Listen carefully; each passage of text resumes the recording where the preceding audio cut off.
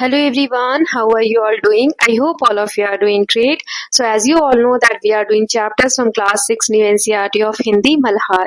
So we have already started chapter number 6 मेरी माँ. इसका part 1 हम already cover कर चुके हैं. Now in this video we are going to finish the exercise of this chapter. So I hope all of you have watched all the previous videos. If you haven't watched, please go through the links given in the description box. चलिए अब exercise देख लेते हैं. Part से कुछ question है मेरी समझ में. तो नीचे दिए गए प्रश्नों का सही उत्तर ढूंढना है और जो सही है उसके सामने स्टार बनाना है. तो पहला है, किंतु यह इच्छा पूर्ण होती दिखाई नहीं देती. बिस्मिल को अपनी कौन सी इच्छा पूरी होती हुई नहीं दिखाई दे रही है यहाँ पर, या आशंका है कि ये पूरी नहीं होगी. भारत माता के साथ रहने की, अपनी प्रतिज्ञा पर दृढ़ रहने की, अपनी माँ की जीवन पर्यंत सेवा करने की, भोग विलास तथा ऐश्वर्य भोगने की. सो अपनी माँ की जीवन पर्यंत सेवा करने की. यहाँ पर नीचे दिया है कि हमें ये भी बताना है कि हमने क्यों चुना है आंसर. तो यहाँ पर आंसर है इसका, बिस्मिल जी की आत्मकथा से स्पष्ट होता है कि उनकी सबसे बड़ी इच्छा अपनी माँ की सेवा करना था, जो कि वे पूरा नहीं कर पा रहे हैं. फिर है, राम प्रसाद बिस्मिल की माँ का सबसे बड़ा आदेश क्या था? देश की सेवा करना, किसी के प्राण ना लेना, कभी किसी से छल ना करना या सदा सच बोलना. तो हमने देखा था कि किसी के प्राण ना लेने को उन्होंने कहा था, है ना, और यही उनका सबसे बड़ा आदर्श था. नाउ नेक्स्ट इस पंक्तियों पर चर्चा. पाठ में से कुछ पंक्तियां यहाँ दी गई हैं, इसका क्या अर्थ आपको समझ में आता है वो बताना है. जैसे पहला है, यदि मुझे ऐसी माता ना मिलती तो मैं भी अति साधारण मनुष्य की भांति संसार चक्र में फंसकर जीवन निर्वाह करता. सो इसका अर्थ है, बिस्मिल के जीवन में उनकी माँ का बहुत बड़ा योगदान था, महत्वपूर्ण योगदान था. अगर उनकी माँ इतनी प्रेरणादायक ना होती तो बिस्मिल भी साधारण जीवन जीते. फिर है, उनके इस आदेश की पूर्ति करने के लिए मुझे मजबूरन 2-1 बार अपनी प्रतिज्ञा भंग भी करनी पड़ी. सो इसका अर्थ है कि बिस्मिल की माँ का यह आदर्श था कि किसी भी परिस्थिति में किसी की प्राण हानि नहीं करनी है, क्योंकि बिस्मिल ने कुछ व्यक्तियों को प्राण दंड देने का संकल्प किया था, किंतु अपनी माँ के वचनों का सम्मान करते हुए वे उस प्रतिज्ञा का पालन ना कर सके. आगे मैच देन दिया है, यहाँ पे कुछ शब्द हैं और अर्थ दिए हुए हैं, हमें सही मैच करना है. सो देवनागरी क्या है? ये भारत की एक भाषा की लिपि है. जैसे हिंदी, संस्कृत, मराठी आदि सभी भाषाएं लिखी जाती हैं, ऐसी ही एक लिपि है. आर्य समाज क्या है? मैंने आपको बताया था कि आगे आएगा. सो महर्षि दयानंद सरस्वती जो थे, उन्होंने इस संस्था की स्थापना की थी, जिसे आर्य समाज कहा जाता है. मैजीनी मैंने आपको बताया था इटली के क्रांतिकारी थे, और डिटेल में यहाँ दिया है, इटली के गुप्त राष्ट्रवादी दल के सेनापति थे.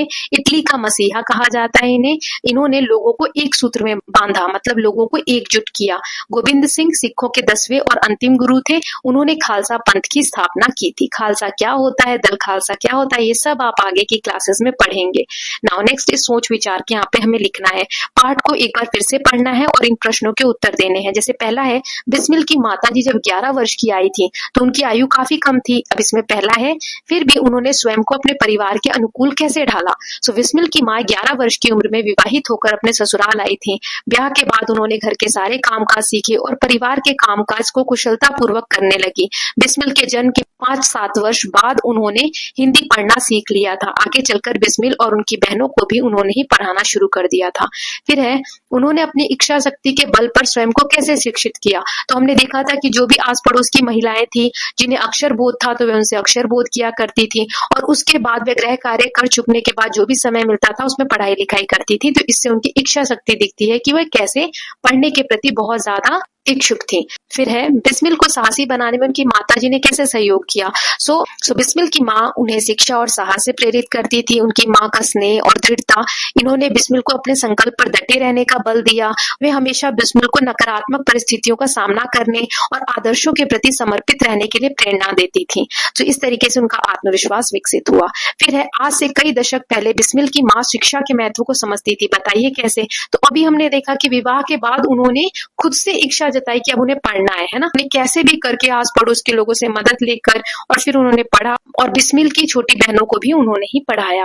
तो इस तरीके से हम जान सकते हैं कि उनकी जो माँ थी उस वक्त भी शिक्षा के महत्व को समझती थी. फिर हम कैसे कह सकते हैं कि बिस्मिल की माँ स्वतंत्र और उदार विचारों वाली थी, क्योंकि बिस्मिल की माँ ने अपने बेटे को ऐसे आदर्शों की शिक्षा दी थी जो स्वतंत्रता और मानवता के प्रति उनकी गहरी समझ को दर्शाते हैं। उन्होंने बिस्मिल को यह सिखाया कि किसी की प्राण हानि न करना, सत्य बोलना महत्वपूर्ण है। ये उनके आदर्श विचारों का परिणाम है, जो न केवल व्यक्तिगत नैतिकता को बल्कि सामाजिक जिम्मेदारियों को भी महत्व देता है। उनकी सोच ने यह स्पष्ट किया है कि स्वतंत्रता, न्याय और करुणा के मूल्यों को प्राथमिकता देती है। सो इससे हमें पता चलता है कि वे बहुत ही उदार हृदय वाली महिला थी। नेक्स्ट है आत्मकथा की रचना। यह पाठ राम प्रसाद बिस्मिल जी की आत्मकथा का एक अंश है, जो अभी हमने पढ़ा है ना। आत्मकथा यानी अपनी कथा। दुनिया में अनेक लोग अपनी आत्मकथा लिखते हैं, कभी अपने लिए तो कभी दूसरों के पढ़ने के लिए। अब इस पाठ को हमें फिर से पढ़ना है और इसमें से ऐसे जो वाक्य हैं उनकी सूची बनानी है, जिससे पढ़कर लगे कि लेखक अपने बारे में बता रहे हैं, और इसको हमें समूह में अपनी कक्षा में साझा करना है, मतलब शेयर करना है। तो देखिए, कुछ वाक्य मैं यहाँ पर आपको दे रही हूँ, ऐसे आप और ढूंढ सकते हैं। जैसे उन्होंने लिखा, माताजी मेरा उत्साह भंग न होने देती थी, जिसके कारण उन्हें अक्सर पिताजी की डांट फटकार और दंड सहन करना पड़ता था। तो इससे क्या पता चलता है, इसमें लेखक अपनी माँ और अपने बचपन की स्थिति का वर्णन कर रहे हैं। तो इससे पता चल रहा है कि लेखक अपनी माँ के बारे में बता रहा है। फिर है, एक समय मेरे पिताजी दीवानी मुकदमे में किसी का दावा करके वकील से कह गए कि जो काम हो वो मुझसे करा लें। तो यहाँ अपने पिताजी के बारे में बता रहे हैं, एक प्रसंग है ना, जिससे पता चल रहा है कि लेखक अपने पिता की बात कर रहे हैं। फिर है, तुम्हारी दया से ही मैं देश सेवा में संलग्न हो सका। तो यहाँ पर वे अपनी माँ के बारे में बताते हैं और माँ को आभार प्रकट कर रहे हैं। फिर यदि मुझे ऐसा पथ प्रदर्शन न मिलता होता तो मैं भी साधारण जीवन व्यतीत करता। यहाँ पर भी अपने माँ के मार्गदर्शन के बारे में बात कर रहे हैं कि कैसे उनकी माँ ने उनको प्रेरित किया। तो इस तरीके के वाक्य, इसमें ऐसे शब्द यूज होते हैं जो हमें पता चलता है कि लेखक अपने बारे में बात कर रहा है। ना शब्द प्रयोग तरह तरह के, जैसे यहाँ लिखा है, माता जी उनसे अक्षर बोध करती। अक्षर बोध मतलब क्या होता है, अक्षर का बोध या ज्ञान। ऐसे ही है पढ़ना लिखना, मतलब पढ़ना और लिखना। सो बहुत से शब्दों को हम इस तरीके से जोड़कर छोटा करके लिखते हैं। तो ऐसे शब्द हमें पाठ में और दिए गए हैं, उन्हें ढूंढकर लिखना है। जैसे पढ़ना लिखना तो यही बता दिया, पढ़ना और लिखना। सोना जागना, सोना और जागना। डांट फटकार, डांटना और फटकारना। सेवा समर्पण, सेवा और समर्पण। पढ़ाई लिखाई, पढ़ाई और लिखाई। फिर है पालन पोषण, पालन और पोषण। फिर आदर सम्मान, आदर और सम्मान। मान सम्मान, मान और सम्मान। ठीक है, तो आपको और कोई से मिलते हैं तो वो भी आप इसमें ऐड कर सकते हैं।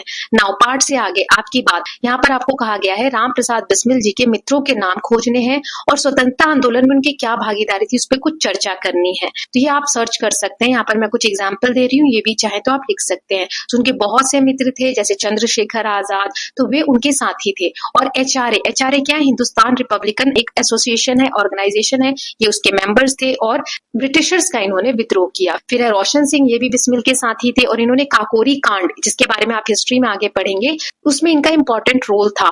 सो इन सभी क्रांतिकारियों ने काकोरी कांड में भाग लिया, जिसमें उन्होंने एक ट्रेन को लूटा था, अंग्रेजों के खजाने को हथियाने का प्रयास किया था। यह घटना स्वतंत्रता संग्राम के इतिहास में एक महत्वपूर्ण घटना साबित हुई थी। इन मित्रों और बिस्मिल ने भारत की आजादी के लिए बलिदान दिया। इसमें मैंने कुछ ही मित्र के नाम दिए हैं, और भी लोग हैं जो काकोरी कांड में शामिल थे, जिसमें उन्होंने एक ट्रेन को लूटा था। फिर है नेक्स्ट क्वेश्चन, नीचे लिखे हुए बिंदुओं को आधार बनाते हुए आप अपनी माँ या अपने अभिभावक से बातचीत कीजिए, उनके बारे में गहराई से जानिए, उनका प्रिय रंग, भोजन पदार्थ, गीत, बचपन की यादें, या कोई भी उनका फेवरेट स्थान क्या है, उसके बारे में आप क्वेश्चन करके पता कर सकते हैं। तो ये आपको खुद ही करना है। आप ऐसे क्वेश्चन पूछ सकते हैं, आपका जन्म कहाँ हुआ, आपकी फेवरेट बुक क्या है, आपका प्रिय रंग कौन सा है, भोजन कौन सा है, बचपन की कोई खास याद जो आपको अभी भी याद हो, आपका प्रिय स्थान कौन सा है। ऐसे क्वेश्चन आप पूछ सकते हैं। नौ, पुस्तकालय या इंटरनेट से। आप पुस्तकालय से राम प्रसाद बिस्मिल जी की आत्मकथा को खोजकर पढ़ सकते हैं, या फिर इंटरनेट से भी पढ़ सकते हैं। देशभक्तों से संबंधित अन्य पुस्तकें, जैसे उनके पत्र, आत्मकथा, जीवनी, ये सब आप पढ़ सकते हैं और अपने फ्रेंड्स के साथ शेयर कर सकते हैं। नाउ अब है शब्दों की बात। आप अपनी माँ को माँ कहकर संबोधित करते हैं।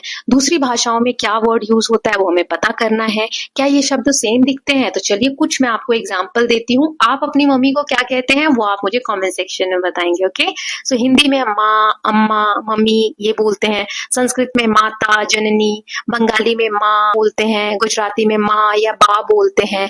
तमिल में अम्मा बोलते हैं। मराठी में आई बोलते हैं। पंजाबी में बेबे या माँ बोलते हैं, माता बोलते हैं। अंग्रेजी में मदर, मॉम या मम्मी बोलते हैं ना। तो ये सारे कुछ मैंने एग्जाम्पल दिए हैं। आप जहां से भी हैं और आप अपनी मम्मी को क्या बोलते हैं आप मुझे कमेंट सेक्शन में बताइए, मुझे भी जानने को मिलेगा। नाउ नेक्स्ट है आज की पहेली। सो ये जो वर्ग पहेली है इसमें 12 विशेषण विशेषण है जो पाठ से लिए हुए शब्दों से बने हैं। अभी जो 12 विशेषण हैं ये आपको ढूंढने हैं और लिखना है। तो विशेषण क्या होते हैं? ऐसे शब्द जो संज्ञा की विशेषता बताते हो। ये मैं पिछले चैप्टर्स में भी आपको बता चुकी हूँ, है ना। तो देखिए कुछ मैंने यहाँ पे फाइंड आउट कर दी है, 12 पूरे फाइंड आउट कर दिए, आप लिख सकते हैं।